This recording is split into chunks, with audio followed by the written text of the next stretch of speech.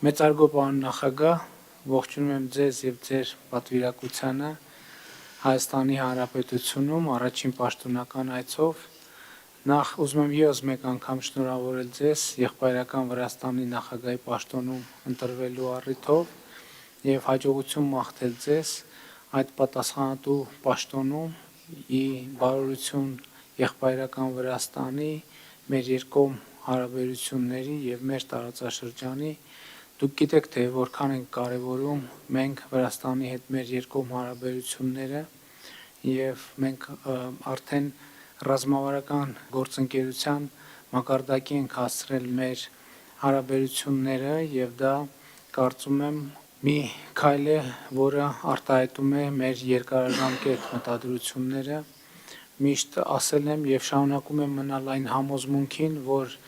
Վրաստանը եւ Հայաստանը ունեն ընդհանուր շահեր եւ պետք է մեր հարաբերությունները կառուցել այդ շահերի վրա իհարկե իմ համոզմամբ այդ շահերը տեղավորվում են նաեւ մեր տարածաշրջանի հարավային Կովկասի երկարատև զարգացման շահերի համատեքստում եւ ուրախ եմ ձեր այցի համար, որ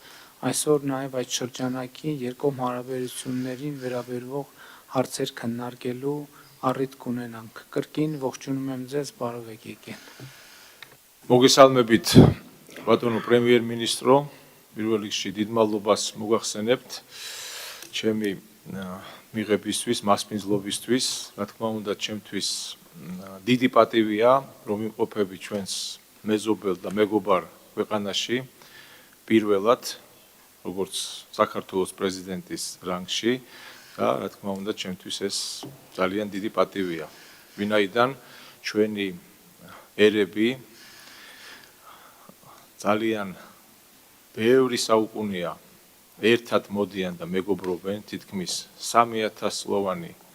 სახელმწიფოებრიობის გამოცდილება გაგვაჩნია, ჩვენი ენა, ჩვენი კულტურა, ჩვენი იდენტობა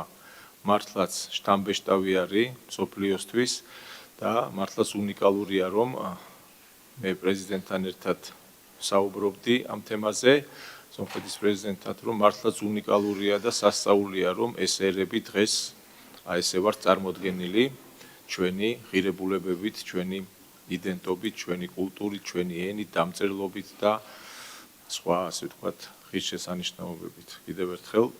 დიდ მადლობას მოგახსენებთ ჩვენი ურთიერთობები თანამედროვე ყოფაში, რა თქმა უნდა, მნიშვნელოვანია, რომ კიდევ უფრო მეტად გავაღრმავოთ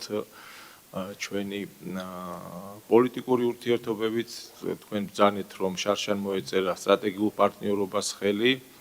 მშვიდობიანი, სტაბილური და ძლიერი რეგიონი, ჩვენ გვაქვს ამის შესაძლებლობა, მე მჯერა